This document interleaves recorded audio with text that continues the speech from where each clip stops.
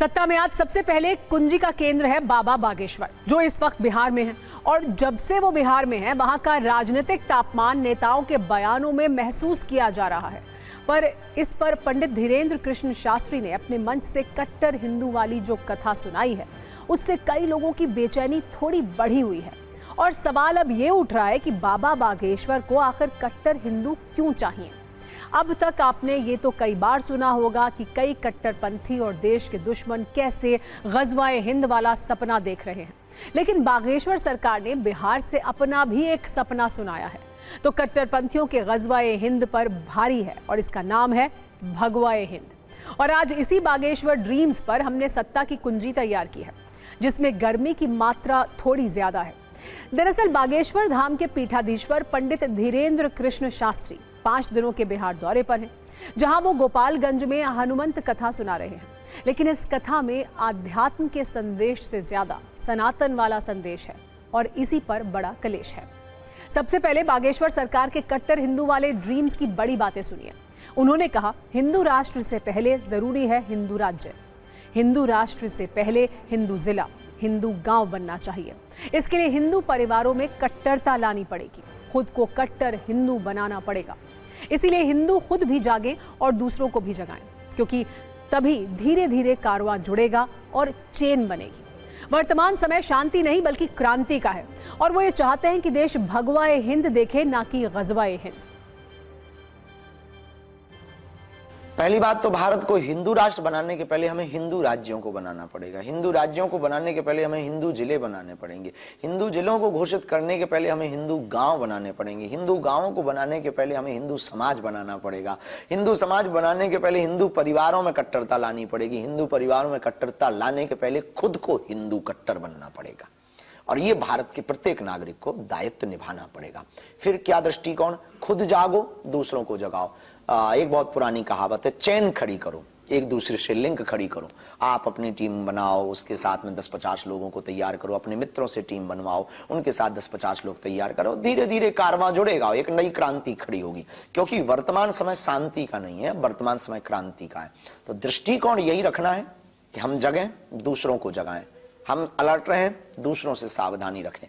और आप नहीं भी रहोगे तो वो दिन दूर नहीं है कि जब आपकी आने वाली पीढ़ी त्रासित होगी, त्रस्त होगी और भारत ग़ज़वा-ए हिंद देख पाएगा। पर हम चाहते हैं ये देश ग़ज़वा-ए हिंद नहीं, भगवा-ए हिंद देखे। बागेश्वर सरकार की बातें बिहार में विपक्ष के कानों में बहुत चुभ रही हैं, और उन्हें इसमें एकता से ज्यादा नफरत वाला ज्ञान दिख रहा है। जबकि मौलाना और मौलवी भी बाबा बागेश्वर की बातों से थोड़े बेचैन हैं। इस पर भी न्यूज रील देख लीजिए।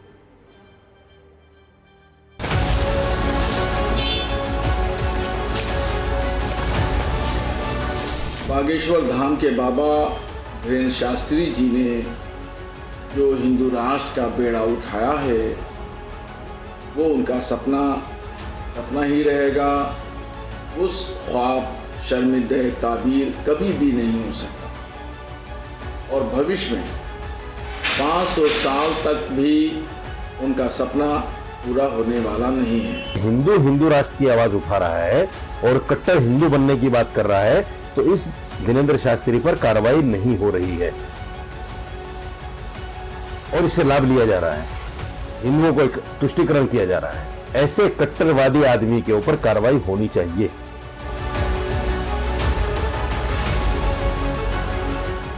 लोग तरह तरह के लोग अपनी बातें करते हैं। असल देश चलेगा संविधान से, और इस देश की जो पहचान है वो है कि यहाँ सब धर्म के लोग बराबर हैं, सब धर्म के लोग मिलजुल कर रहते आए हैं। इस देश की बुनियाद जो है वो उस संविधान पर है। तो ऐसे लोगों की बातों पर मैं समझता हूँ कि ध्यान देने की ज़रूरत नहीं है। हिंदू मुसलमान के नाम पे भारत माता की छाती पर छेद करने की कोशिश है। ऐसे लोगों से हम लोगों को सावधान रहना चाहिए। मानवता की बात करनी चाहिए, समानता की बात करनी चाहिए, धर्मनिरपेक्षता की बात करनी चाहिए, संविधान की बात करनी चाहिए। भारत की, आपकी, मेरी, हम सब की इसी में भलाई है। इन लोग से क्या उम्मीद क्या? ये तो नफरत की राजनीति करने वाले लोग हैं, और मोदी बाबा के द्वारा भेजे गए कुछ बाबा हैं जो यहाँ कुछ न कुछ बोल रहे हैं। कह रहे कि विरोध काहे विरोध करेगा आपका, आइए ना घर बना के रहिए, कौन यहाँ करता है, यहाँ के लोग तो सब तरह से है लोग ना। अरे भाई कोई असर नहीं पड़ेगा, बिहार की जनता सब तय कर चुकी है। बाबा का कहना 100% सही है, यह देश बाबर का नहीं है, रघुवर का है। सारी देश और दुनिया जानती है 1947 के बाद जो देश बचा वो रघुवर का देश है, यह हिंदुओं का देश है और बाबा हिंदू राष्ट्र के निमित्त निकले हैं, हम लोग उसका पुरजोर समर्थन करते हैं। बागेश्वर सरकार वैसे तो बिहार में 5 दिन के लिए है, लेकिन उनके शुरुआती 3 दिनों में ही बड़ी चिंगारियां निकल चुकी हैं और अभी तो 2 दिन बाकी हैं, इसीलिए ये आग और बढ़ने की आशंका जाहिर की जा रही है। हम आपको बाबा बागेश्वर के बिहार दौरे वाले ये कीवर्ड्स भी बताते हैं। इनमें पहला है, अगर छेड़ोगे तो छोड़ेंगे नहीं। बिहार में उनके दौरे को लेकर सवाल उठाने वालों को भी बाबा बागेश्वर ने अपने ही अंदाज में जवाब दिया था। उन्होंने कहा था ये देश राम और रघुवर का है, बाबर का नहीं, इसीलिए वो जब तक जिंदा हैं बिहार आएंगे और कोई उन्हें रोक नहीं पाएगा। बाबा बागेश्वर ने यह भी कहा था कि भारत को बंटने नहीं देंगे और हिंदुओं को घटने नहीं देंगे।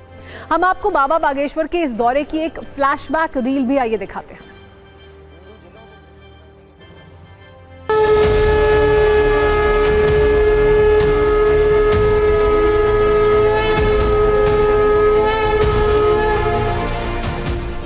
बहुत से लोगों को बिहार आने पे बड़ी आग लगी। हम देख रहे 2-3 दिन से मीडिया पर बड़े बवाल छाए, बाबा को आने दो, हम घेरेंगे, हम मारेंगे। ठटरी के बरे, नक्कटा, मूसर चंद, हलवा नाथ, अरे घेरेंगे, मारेंगे, क्या तुम्हारे बाप का देश है भैया?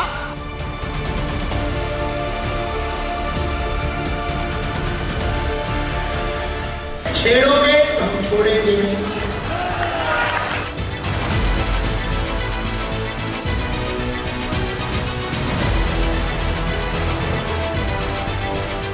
जब तक हमारे तन में प्राण है हम हिंदुओं के पक्ष में बोलेंगे, हिंदुओं को एक करके ही छोड़ेंगे।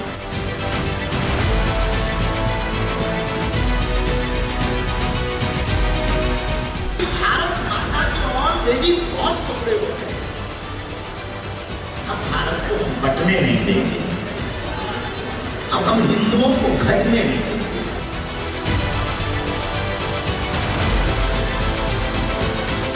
हम किसी पार्टी के प्रचारक नहीं हैं, हम हिंदुत्व के विचारक हैं। अब दूसरी बात, राम के राष्ट्र में राम की कथा तुम रोक लोगे? ये राम का देश है, भगवान कृष्ण का देश है।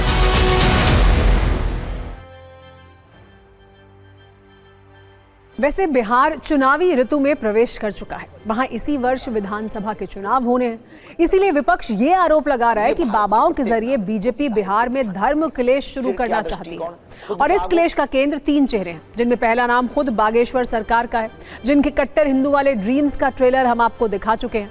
दूसरा नाम है आध्यात्मिक गुरु श्री श्री रविशंकर का, जिन्होंने पटना में भव्य सत्संग किया है। जबकि तीसरा नाम संघ प्रमुख मोहन भागवत का है, जो 5 दिनों के दौरे को लेकर बिहार में है। वैसे कहते हैं राजनीति में संयोग कम और प्रयोग ज्यादा होते हैं, इसीलिए अभी बिहार में और कौन कौन से प्रयोग होंगे ये देखते जाइए। अब दक्षिण भारत के कर्नाटक राज्य की तरफ चलते हैं, जहां कांग्रेस की सिद्धरमैया सरकार ने कल बजट पेश किया था, जिसमें बीजेपी को मुसलमानों के लिए विशेष कृपा दिख रही है। और ये कृपा इतनी ज्यादा दिख रही है कि बीजेपी इसे हलाल बजट कह रहा है। कर्नाटक बीजेपी ने इसे लेकर सोशल मीडिया पर एक पोस्ट भी किया है, जिसमें हलाल बजट का पोस्टर है। इस पोस्टर में सिद्धरमैया को टोपी पहने हुए दिखाया गया है, बैकग्राउंड में एक मीनार है और लिखा है हलाल बजट। इस पोस्टर के साथ कैप्शन लिखा गया है, कर्नाटक में घोटालेबाज मुख्यमंत्री सिद्धरमैया ने हलाल बजट पेश किया, तुष्टीकरण अपने चरम पर है। दरअसल कल शुक्रवार को कर्नाटक सरकार ने बजट पेश किया था। करीब 4,90,000 करोड़ रुपए के बजट में योजनाएं तो कई हैं, लेकिन अल्पसंख्यकों और मुसलमानों के लिए हुए ऐलान ने इस पर राजनीति की विवाद वाली रेखा खींच दी और बीजेपी को हमला करने का मौका मिल गया है। सिद्धरमैया सरकार ने मुसलमानों समेत अल्पसंख्यकों के लिए अलग से करीब 4,700 करोड़ रुपए की योजनाओं की घोषणा की है।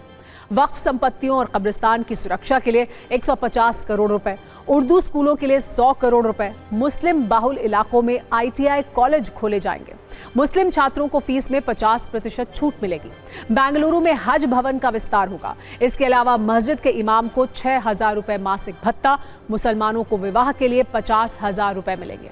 अल्पसंख्यक कल्याण के लिए 1,000 करोड़ रुपए देने का ऐलान भी किया गया है। और जिस पर सबसे ज्यादा विवाद है वो PWD के ठेके में मुसलमानों को 4% आरक्षण देने का फैसला किया है। बीजेपी मुसलमानों को ठेके में आरक्षण देने से इतनी नाराज है कि इसके अलग अलग नेता इस बजट को अलग अलग शब्दों से संबोधित कर रहे हैं। कोई इसे औरंगजेब से प्रेरित बजट कह रहा है, कोई इसे अल्पसंख्यकों की तुष्टीकरण बता रहा है, तो किसी को इस बजट में जिन्ना की आत्मा नजर आ रही है। कुल मिलाकर अब इस पूरे मामले में तलवारें खिंच चुकी हैं। कांग्रेस को इस बजट से विकास की सुंदर सुंदर तस्वीरें दिख रही हैं, जबकि बीजेपी को सिर्फ और सिर्फ तुष्टीकरण ही दिख रहा है।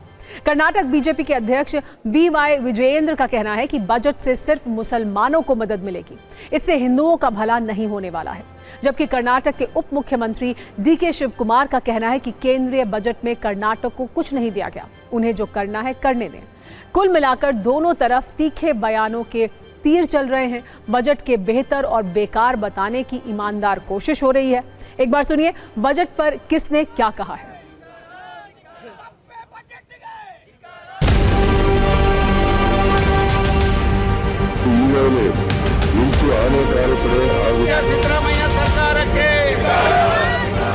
First, BJP should answer. All MPs, all these leaders should answer what they are given to Karnataka. They doesn't have guts, they doesn't have voice, they doesn't have strength, they doesn't have moral right to save Karnataka. In the central budget, nothing was been given to Karnataka. It is a shame on them. Let them do whatever they want. It is the will of the people. We are there to protect the people of Karnataka. कल का budget है ना, कल का budget में मुझे लगता है जिन्ना आत्मा तो बहुत खुश हो गया है, कारण मुस्लिम लीग का बजट के जैसा है।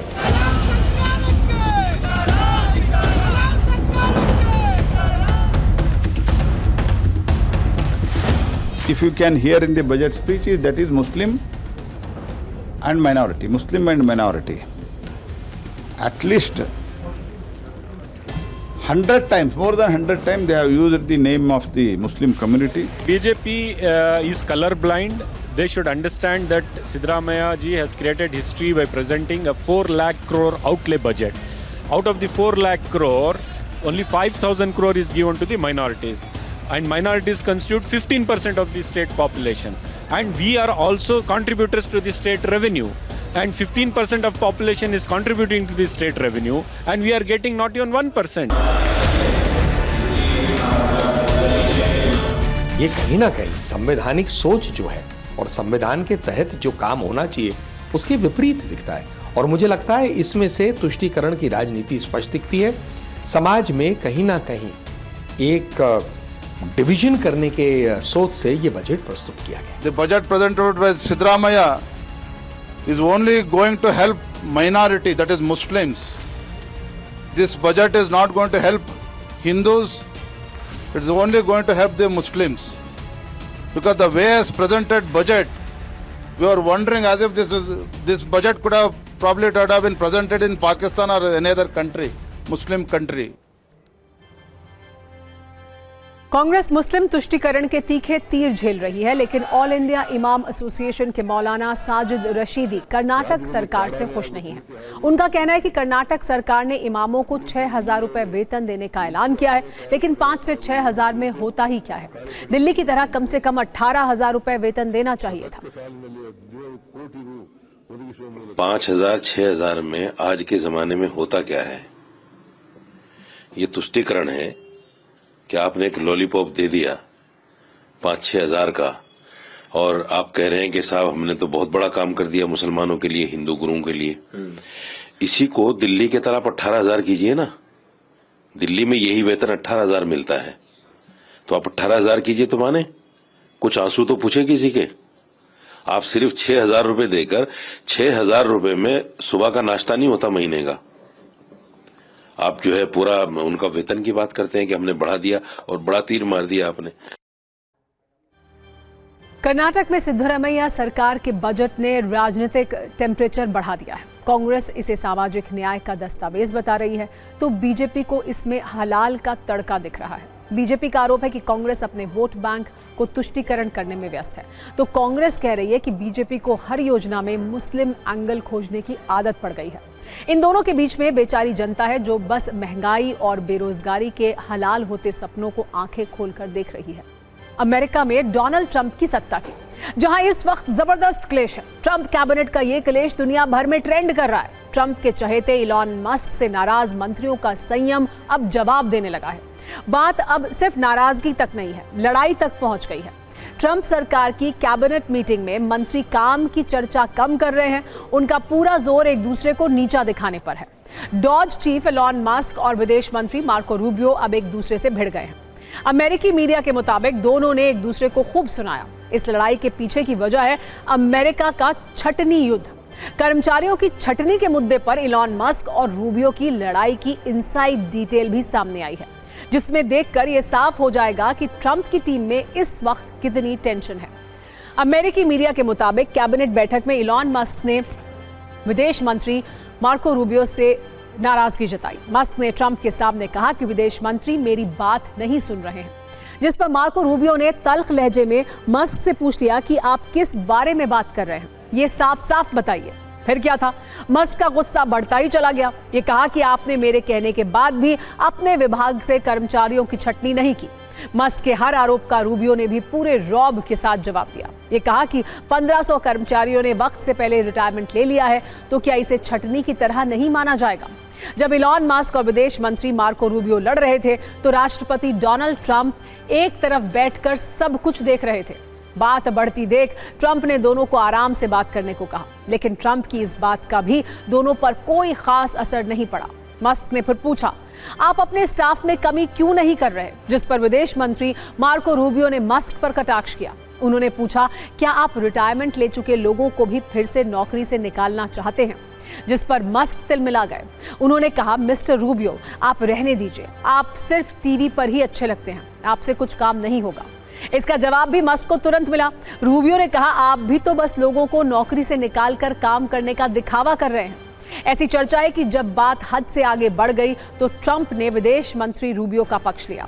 उन्होंने कहा कि रूबियो अच्छा काम कर रहे हैं, हम सबको मिलकर काम करने की जरूरत है। जिस पर रूबियो ने ट्रंप से पूछा, छटनी का फैसला आखिर किसको करना है। ट्रंप ने कहा, नौकरी पर आखिरी फैसला मैं लूंगा, इलॉन मस्क नहीं। इस बातचीत की डिटेल अमेरिकी मीडिया के हवाले से पता चली है, क्योंकि बैठक में ट्रंप कैबिनेट के कई सदस्य मौजूद थे। हालांकि जब ट्रंप से इस पूरी लड़ाई पर सवाल पूछा गया तो वो पत्रकारों पर ही भड़क गए। उन्होंने किसी तरह की लड़ाई न होने की बात कही।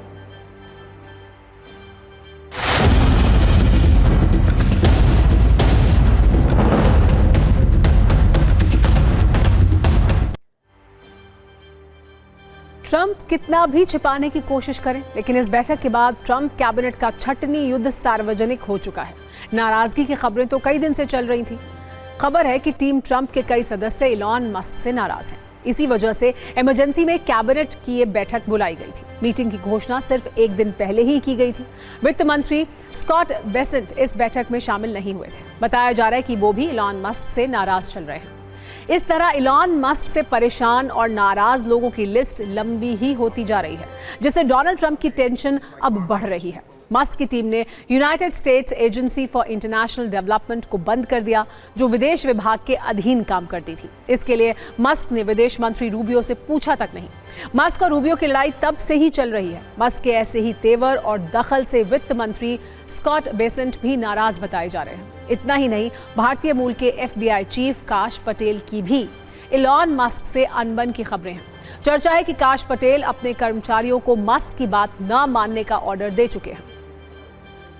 हालांकि ट्रंप की नई सरकार में किसी के लिए मस्क का ऑर्डर ना मानना मुश्किल ही काम है। ट्रंप अपने चहेते इलॉन मस्क पर बहुत मेहरबान है।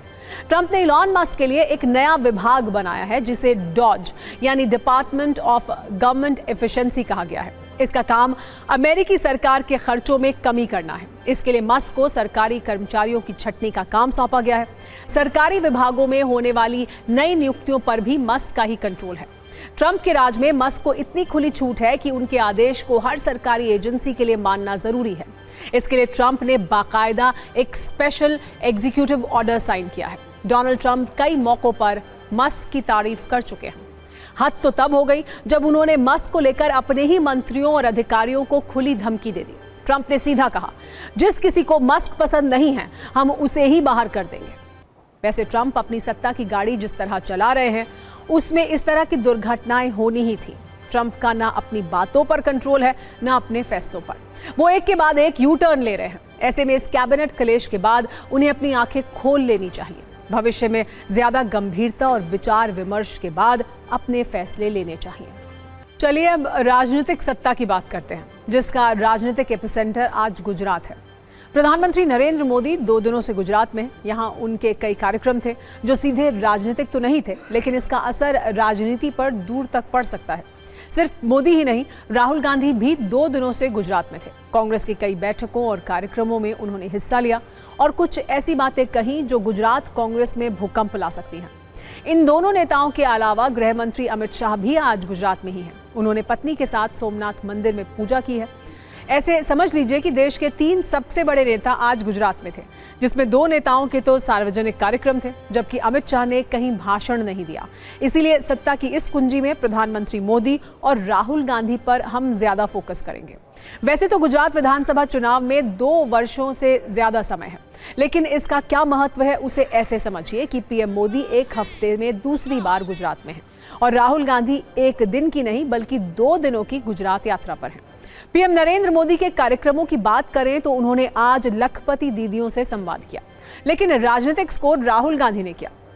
उन्होंने अपनी पार्टी के उन नेताओं को एक्सपोज किया जो हैं तो कांग्रेस में लेकिन काम करते हैं बीजेपी के लिए। राहुल गांधी कल ही अहमदाबाद पहुंचे थे और पहले ही दिन कांग्रेस हेडक्वार्टर में 5 बैठकें की। उन्होंने कांग्रेस के सीनियर नेताओं, पदाधिकारियों और कार्यकर्ताओं से बात की। इस बातचीत में राहुल गांधी ने नेताओं और कार्यकर्ताओं से 4 बड़े सवाल पूछे। उन्होंने पूछा कि गुजरात में इतने साल के बीजेपी शासन के बावजूद बीजेपी के वोट शेयर क्यों नहीं घट रहे हैं, क्यों अलग अलग जातियां कांग्रेस से दूर होती जा रही हैं। ऐसी कोई स्थिति बनती है तो क्यों कांग्रेस के वोट शेयर घटते हैं। गुजरात में इतने साल के बाद भी कांग्रेस का वोट शेयर नहीं बढ़ पा रहा है। हालांकि राहुल गांधी ने सिर्फ सवाल नहीं पूछे बल्कि कुछ बातें भी कही, जिसमें आप ये कह सकते हैं कि राहुल गांधी को गुजरात की समस्या पता चल गई है, लेकिन इलाज अभी बाकी है। राहुल गांधी ने कहा कि कांग्रेस में रेस के घोड़े को बारात में डाल दिया जाता है।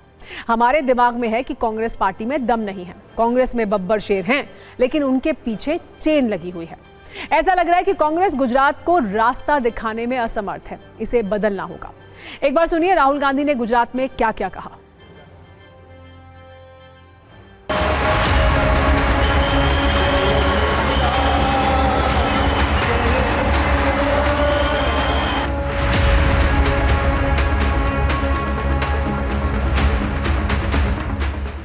गुजरात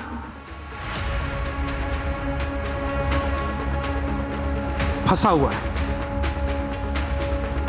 गुजरात को रास्ता नहीं दिख रहा। अभी यहां पे बैठे हुए हैं सब लोग, मगर 2 टाइप के हैं।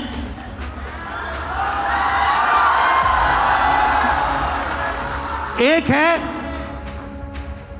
जो जनता के साथ खड़ा है और दूसरा है जो जनता से कटा हुआ है और उसमें से आधे बीजेपी से मिले हैं।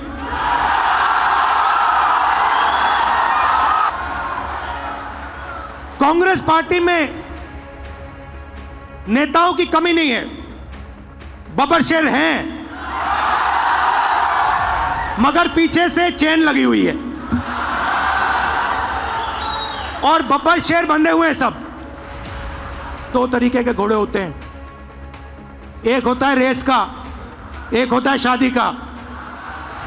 कांग्रेस पार्टी रेस के घोड़े को बारात में डाल देती है और बारात के घोड़े को रेस में डाल देती है। तो हमें 2 काम करने हैं। पहला काम, ये जो 2 ग्रुप से इनको अलग करना है सीधा। अगर हमें सख्त कार्रवाई करनी पड़ी, 10, 15, 20, 30, 40 लोगों को निकालना पड़ा, निकाल देना चाहिए।